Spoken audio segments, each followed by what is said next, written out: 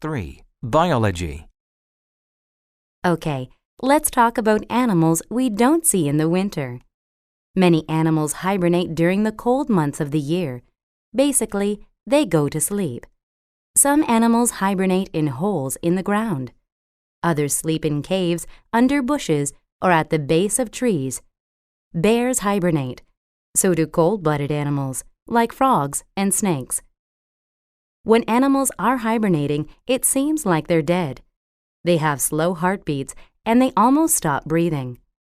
They have stored extra energy and fat to keep them alive. By the end of winter, they are very weak. They must eat soon after waking up. 1. What is the topic of the lecture?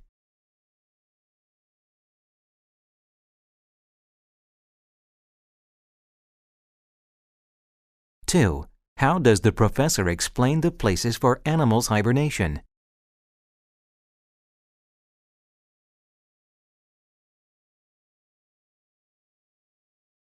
3. What is the main idea of the talk?